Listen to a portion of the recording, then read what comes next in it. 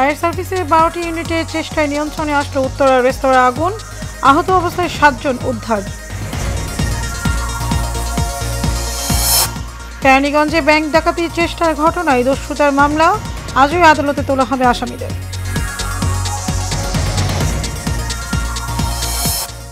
এবং তৃতীয় ও শেষ টি-20তে ওয়েস্ট ইন্ডিজকে 80 রানে হারিয়ে হোয়াইট ওয়াশ করল বাংলাদেশ। ম্যাচ সেরা জাকের, সিরিজ সেরা মেহেদী।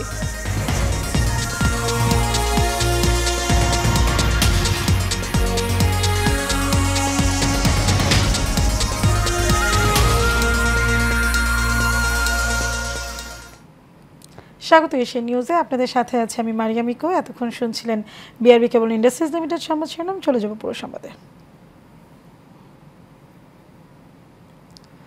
উত্তরের 12 নম্বর সেক্টরের শাহ মখদুম রোডের একটি রেস্তোরাঁয় লাগা আগুন নিয়ন্ত্রণে এসেছে। দুপুর 2টায় আগুন নিয়ন্ত্রণে আসে বলে জানায় ফায়ার সার্ভিস।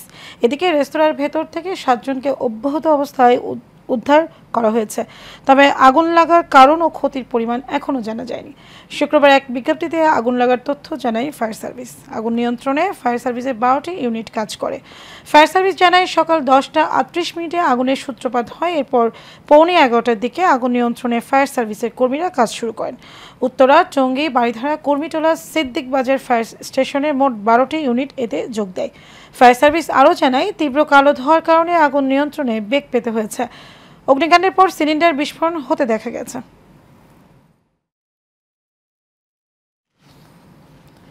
ফিলিস্তিন সংকটে দ্বিরাষ্ট্র ভিত্তিক সমাধানের জন্য বাংলাদেশের অবিচল অবস্থান পুনর্ব্যক্ত করে প্রধান উপদেষ্টা ডক্টর মোহাম্মদ ইউনূস গাজায় ইসরায়েলি বাহিনীর বর্বরতার অবসানে সিদ্ধান্তমূলক ও সম্মিলিত পদক্ষেপ নেওয়ার আহ্বান জানিয়েছেন। বৃহস্পতিবার মিশরের রাজধানীতে কায়রোতে ডি8 শীর্ষ সম্মেলনের একটি বিশেষ অধিবেশনে তিনি এ আহ্বান জানান।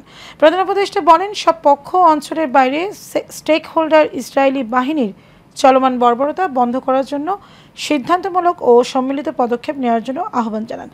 অধ্যাপক ইউনূস তার বক্তৃতায় বলেন, তারা এমন এক সময় একত্রিত হয়েছেন যখন অধিকৃত গাজা উপত্যকা ও পশ্চিম তীরে ফিলিস্তিনি জনগণের বিরুদ্ধে 14 মাস ধরে ইসরায়েলি আগ্রাসন ও বর্বর গণহত্যা অব্যাহত রয়েছে।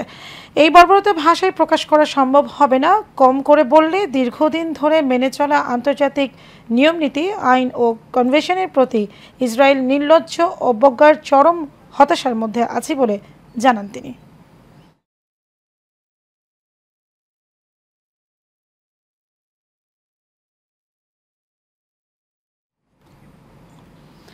সংস্কারের নামে নির্বাচন বিলম্বিত করলে জনগণ তা মেনে নেবে না বলে মন্তব্য করেছেন বিএনপি চেয়ারপারসনের উপদেষ্টা জয়নুল আবেদিন ফারুক। সকালে জাতীয় প্রেস ক্লাবে জাতীয়তাবাদী চালক দলের আলোচনা সভায় এই মন্তব্য করেন তিনি। এই সময় তিনি বলেন, জনগণের নির্বাচিত জনপ্রতিনিধিরাই বাকি সংস্কার করবে। জয়নুল আবেদিন ফারুক অভিযোগ করেন, জাতীয়তাবাদী শক্তিকে নির্মূল করতে ষড়যন্ত্র চলছে। আওয়ামী দোসর যাতে বাজার সিন্ডিকেট করতে না পারে তার বিরুদ্ধে ব্যবস্থা নেওয়ার আহ্বান জানান। এ সময় তিনি বলেন, ভারতের সহযোগিতার নামে লুটপাট করে নিয়ে যাবে এক দলকে ক্ষমতায় রাখতে দেশের গণতন্ত্রকে ধ্বংস করবে সেই ভারতের বিরোধিতা অবশ্যই করবে তারা। নির্বাচিত প্রতিনিধির হাতে ক্ষমতা হস্তান্তরে দেরি হবে, এটা মানুষ আপনাদের কাছে চায় না। তাই স্পষ্ট প্রেস সচিব কি বললেন, মাননীয় প্রধান উপদেষ্টা কি বললেন, আমরা উপদেষ্টার কথাই শুনবো। অনুগ্রহ করে রোড ম্যাপ সুনির্দিষ্ট দিয়ে দেন, নির্বাচনের তারিখ ঘোষণা করে দেন। কে কি বললো এটাতে কিছু আসে যায় না। জনপ্রতিনিধিরাই ঠিক করবে কোনটা পুরোপুরি সংস্কার হবে, কোনটা হবে। কেরানীগঞ্জের ঝুনকুটিয়া রূপালী ব্যাংকে ডাকাতির চেষ্টার ঘটনায় কেরানীগঞ্জ দক্ষিণ থানার দস্যুতার মামলা হয়েছে। বৃহস্পতিবার রাতে ব্যাংক কর্তৃপক্ষ বাদী হয়ে মামলা করে। কেরানীগঞ্জ দক্ষিণ থানার ভারপ্রাপ্ত কর্মকর্তা মাজহারুল ইসলাম জানিয়েছেন, আত্মসমর্পণ করা 3 ডাকাত লিওন মোল্লা, আরাফাত ও সিফাতকে এই মামলায় গ্রেপ্তার দেখানো হয়েছে। 3 জনকে শুক্রবার বিকেলে আদালতে তুলে 7 দিন করে রিমান্ড আবেদন করা হবে। এদিকে ঘটনার পর এখনও থমথমে কেরানীগঞ্জের চুনকুটিয়া এলাকা। বৃহস্পতিবার দুপুরে রূপালী ব্যাংকের জিঞ্জিরা শাখায় ডাকাতির চেষ্টা করে 3 জন। ঘটনাটি টের পেয়ে ব্যাংকের প্রধান ফটকে তালা দিলে ভেতরে আটকা পড়ে ডাকাতরা। প্রায় 3.5 ঘন্টা পর যৌথ বাহিনীর কাছে আত্মসমর্পণ করে তারা।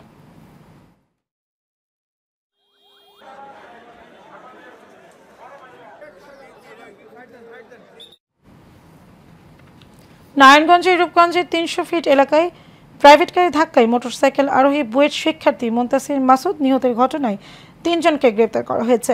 বৃহস্পতিবার রাত 3:30টায় সড়ক দুর্ঘটনা ঘটে। এদিকে এই ঘটনার আহত হয়েছেন আরও 2 শিক্ষার্থী।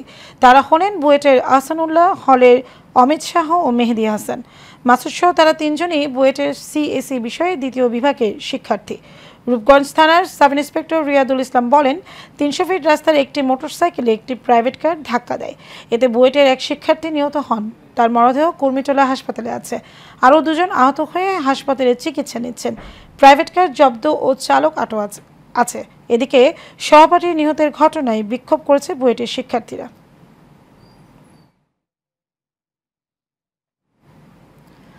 ভারতে খুন হওয়া বাংলাদেশে আলোচিত সাবেক এমপি আনোয়ারুল আজিম আনারের মরদেহ খণ্ডাংশের সঙ্গে তার মেয়ে মুমতারিন ফেরদৌস ডরিনের ডিএনএ মিলেছে।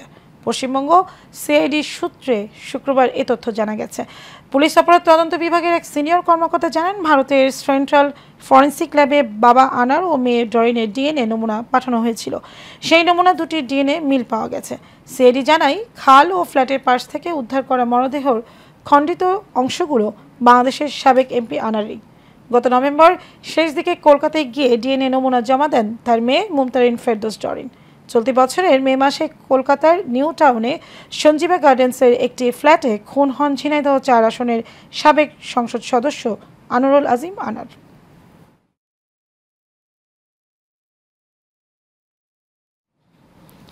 টঙ্গীতে বিশ্ব ইজতেমার মাঠ দখলকে কেন্দ্র করে সংঘর্ষের ঘটনায় তাবলিগ জামায়াতের মাওলানা সাতপন্থী নেতা মুয়াজ বিন নূরকে গ্রেপ্তার করেছে পুলিশ। টঙ্গী পশ্চিম থানার অফিসার ইনচার্জ ইস্কান্দর হাবিবুর রহমান গ্রেপ্তারের বিষয়টি নিশ্চিত করেছেন। তিনি জানান, বৃহস্পতিবার রাতে তাকে গ্রেপ্তার করা হয়। এছাড়া অন্য আসামিদের গ্রেপ্তার পুলিশের অভিযানে অব্যাহত রয়েছে। সূত্র জানায়, বৃহস্পতিবার রাতে রাজধানীর উত্তরা এলাকা থেকে সাতপন্থী নেতা মুয়াজ বিন নূরকে গ্রেপ্তার করা হয়। প্রসঙ্গত, গত বুধবার রাতে বিশ্ব ইজতেমার মাঠ দখলকে কেন্দ্র করে মাওলানা জুবাইর ও মাওলানা সাদ অনুসারীদের মধ্যে সংঘর্ষের ঘটনা ঘটে। এতে 4 জন নিহত হয়েছেন এবং অর্ধশত আহত হয়েছেন। এই ঘটনায় বৃহস্পতিবার সন্ধ্যায় মাওলানা জুবাইর অনুসারী SM আলম হোসেন বাদী হয়ে টঙ্গী পশ্চিম থানায় একটি হত্যা মামলা দায়ের করেন। মামলায় 29 জনের নামে উল্লেখ সহ অজ্ঞাত আরও কয়েকশো জনকে আসামি করা হয়েছে।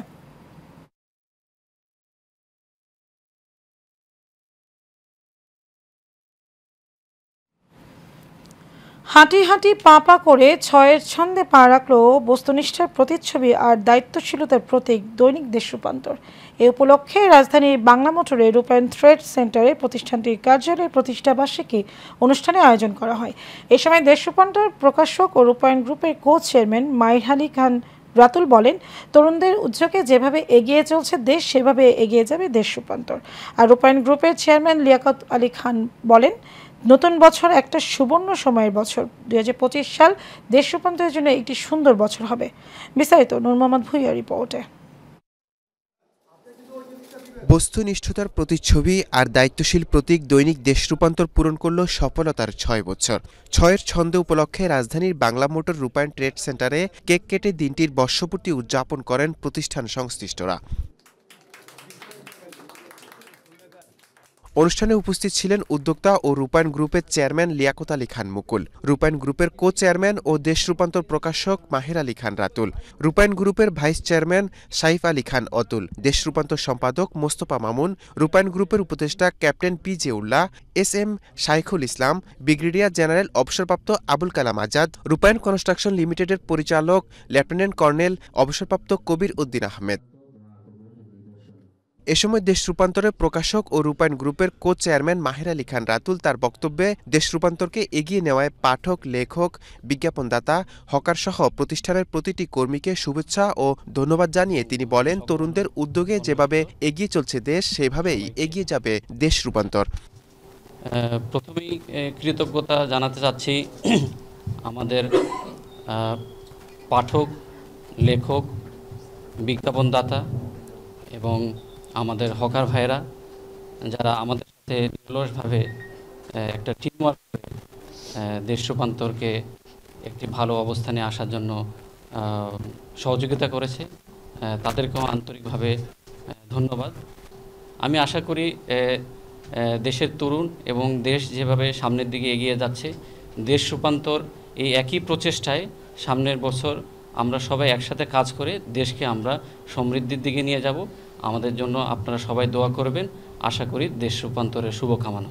রূপায়ণ গ্রুপের চেয়ারম্যান লিয়াকত আলী খান মুকুল নতুন বছর একটি সুবর্ণ সময়ের বছর আশা প্রকাশ করে তিনি বলেন 2025 দেশ রূপান্তরের জন্য একটা সুন্দর বছর হবে। যে আজকে আমরা 6 বছর থেকে 7 বছরে পদার্পণ করছি, এটা আমি মনে করি দেশ রূপান্তরের সম্পাদক, প্রকাশক, সকল কর্মকর্তা কর্মচারী তাদেরই অবদান। আশা করি নতুন বছরের সামনে আমরা 2025, এটা আমি মনে করি একটা গোল্ডেন অপরচুনিটির মাস এবং পরিবর্তনের সময়। সেখানে পরিবর্তনের সাথে সাথে দেশ রূপান্তরেরও একটা পরিবর্তন আসবে বলে আমি আজকে যারা উপস্থিত সকল কর্মকর্তার মধ্যে যে এক্সপ্রেশন দেখতে পাচ্ছি, মানে উজ্জ্বল হাসি, এবং তাদের কাছে মনে হলো যে এটা নতুন উদ্যম নিয়ে কাজ করবেন, সেটা দেখে আমি আশা করছি যে 2025 আমাদের একটা সুন্দর বছর যাবেন। নতুন বছরে নতুন উদ্যমে প্রিয় প্রতিষ্ঠানকে আরও দুর্বার গতিতে এগিয়ে নিয়ে যাওয়ার প্রত্যাশা প্রতিষ্ঠানটির উদ্যোক্তা ও কর্মীদের। নূর মোহাম্মদ ভূঁইয়া, এশিয়ান টেলিভিশন, ঢাকা। বন্ধ হওয়ার প্রায় এক যুগ পর বাজারে আসছে আমার দেশ পত্রিকা। আগামী রোববার থেকে পত্রিকাটি বাজারে পাওয়া যাবে বলে জানিয়েছেন সম্পাদক ও প্রকাশক মাহমুদুর রহমান। সকালে জাতীয় প্রেস ক্লাবের সংবাদ সম্মেলনে এই ঘোষণা দেন তিনি। মাহমুদুর রহমান বলেন, 0 থেকে 2 মাসের মধ্যে জাতীয় পত্রিকা বের করা প্রায় অসম্ভব ছিল। তবুও প্রথম দিন থেকেই পাঠকের চাহিদা মতো আমার দেশ পত্রিকা পূর্ণ প্রকাশের এই নতুন যাত্রায় পত্রিকাটি জনগণের প্রত্যাশা অনুযায়ী কাজ করবে। তিনি আরও বলেন, পত্রিকাটি যত দ্রুত সম্ভব সঠিক খবর তুলে ধরার চেষ্টা করবে। এর মধ্যে দিয়ে জনগণ আবার পত্রিকা পড়ার অভ্যাসে ফিরবে।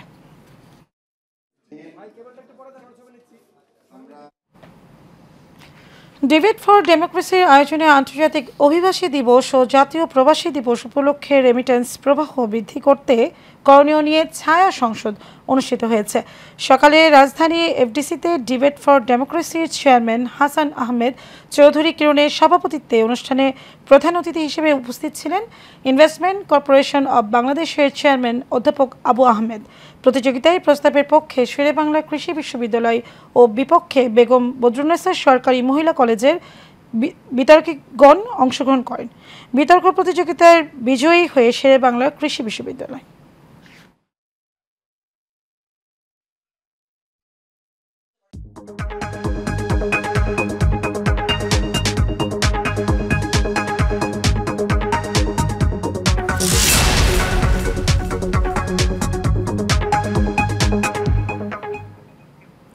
এক্সিম ব্যাংক বাণিজ্য সংবাদ। ভরা মৌসুমে রাজধানীর বাজারে বেড়েছে শীতকালীন সবজির সরবরাহ, ফলে এসব পণ্যের দাম কমেছে।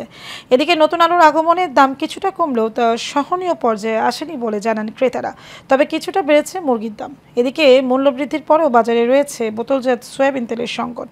আরও জানাচ্ছেন শেখ সোহাগ। সপ্তাহের ব্যবধানে সব ধরনের সবজি কেজিতে 10 থেকে 20 টাকা পর্যন্ত বেড়েছে। বাজারে সিম কেজিতে 20 টাকা কমে 50 থেকে 60 টাকা, ফুলকপি প্রতিটি 30 থেকে 40 টাকা, বাঁধাকপি 40 টাকা, লাউ 40 থেকে 60 টাকা বিক্রি হচ্ছে। কেজিতে 20 টাকা কমে নতুন আলু 60 টাকা কেজি করে বিক্রি হচ্ছে। শীতের মৌসুমে সবজির দাম এখন বর্তমানে কমে আছে। আপনার টমেটোর দামটা কমে নাই, নাইলে অন্য সবজি 60-50 এর ভিতরে আছে। মুদি দোকানে চালের দাম বেশি, গত সপ্তাহ থেকে 1 টাকা 2 টাকা বাড়ছে। আলুর দাম বাড়ছে, সবজির দাম বাড়ছে, চালের দাম বাড়ছে, তেলের দাম বাড়ছে, সব জিনিসের দ্রব্যমূল্য অসহনীয় পর্যায়ে আছে। মানে বাজারে এসে মানে কি কিনবো কি খাবো মানে অস্থির লাগতেছে। দাম বাড়ানোর পরেও বাজারে মিলছে না বোতলজাত সয়াবিন তেল। এদিকে দাম বেড়েছে চালের। গত সপ্তাহের তুলনায় এই সপ্তাহে একটু চালের দাম বেশি। প্রতি কেজি প্রতি 3-4 টাকা বাইরে গেছে। প্রতি লিটারে 8 টাকা করে বাড়ছে। এরপরও আমাদেরকে তেল দিচ্ছে না, আশানুরূপ তেল দিচ্ছে না। তেলটা একটু রেট বাড়তি দিচ্ছে, তা আমরা ওভাবে পাচ্ছি না। 2-3 সপ্তাহ আগে 170 টাকা ডজন ডিম বেচে, হয়তো এখন শীতকালীন সবজি আসাতে ডিমের দাম অনেক কমছে। আমরা বিক্রি করতে পারতাছি না, অনেক দাম, কাস্টমারে বুঝাইতে পারতাছি না। 320-25 আমরাই কিনছি। অন্যদিকে বাজারে মুরগির ডিমের দাম অপরিবর্তিত আছে। মুরগির দাম বেড়েছে কিছুটা, মাছের দাম কিছুটা বাড়তি বলে জানিয়েছেন ক্রেতা ও বিক্রেতা। শেখ সোহাগ, এশিয়ান টেলিভিশন, ঢাকা।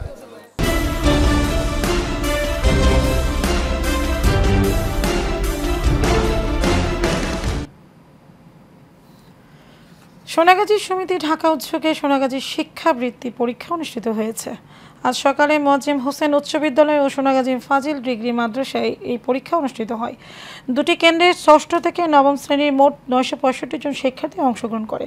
বৃত্তি কার্যক্রম বিভিন্ন কেন্দ্র ঘুরে দেখেন সভাপতি শিল্পপতি মেজবা উদ্দিন খান কিসলু, সাধারণ সম্পাদক ইঞ্জিনিয়ার আমিনুর রশিদ চৌধুরী মাসুদ, শিক্ষাবৃত্তি কমিটির সভাপতি সাবেক সচিব মাহবুবুল হক মিল্লাত, সদস্য সচিব ওমর ফারুক, সহসভাপতি শিল্পপতি নাজমুল করিম দুলাল, সমিতির যুগ্ম সাধারণ সম্পাদক অ্যাডভোকেট সালাউদ্দিন শিমুল, সুলতান মোহাম্মদ কামাল উদ্দিন, সাংগঠনিক সম্পাদক জাহাঙ্গীর আলম রাজ, আমির হোসেন জনি, প্রচার সম্পাদক আকরাম হোসেন রিঙ্কু, উপদপ্তর সম্পাদক সাদাত হোসেন হেলাল, মিজানুর রহমান, সাইফুদ্দিন সুমন, নুরুল হুদা, সাইম সহ অন্যান্য।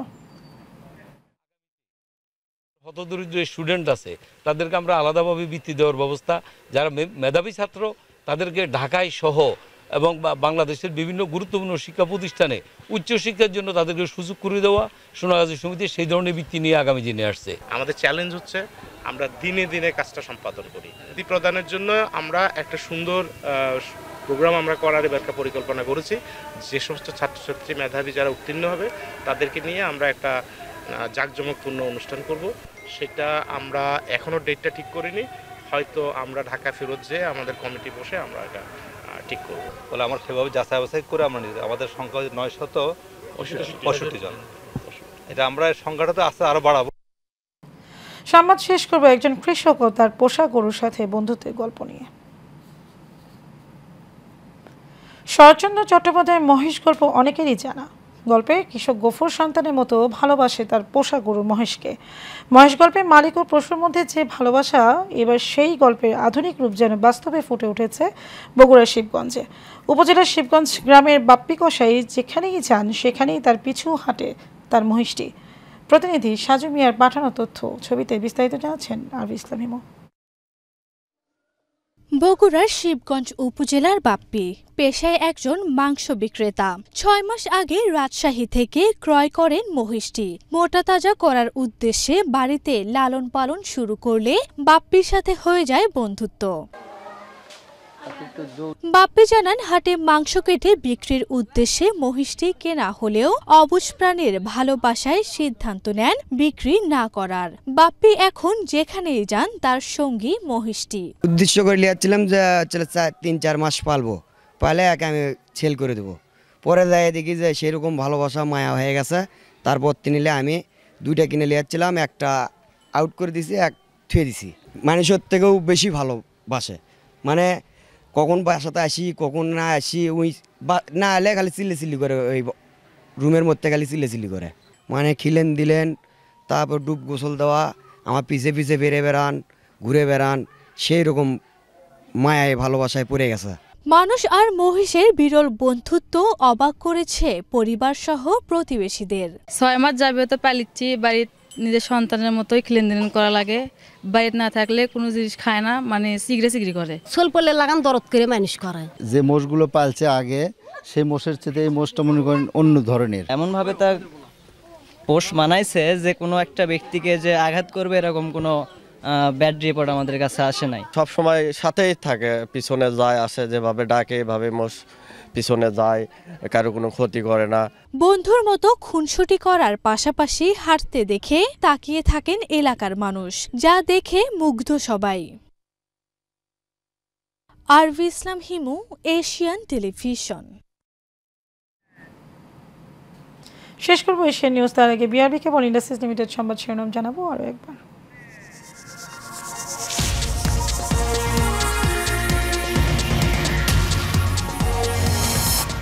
ফায়ার সার্ভিসের 12টি ইউনিটের চেষ্টায় নিয়ন্ত্রণে আসলো উত্তরা রেস্তোরাঁ আগুন, আহত অবস্থায় 7 জন উদ্ধার।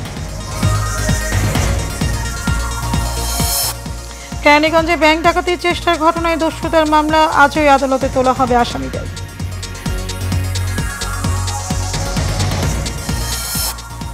এবং তৃতীয় ও শেষ টি20তে ওয়েস্ট ইন্ডিজকে 80 রানে হারিয়ে হোয়াইট ওয়াশ করল বাংলাদেশ। ম্যাচ সেরা জাকের, সিরিজ সেরা মাহিদি।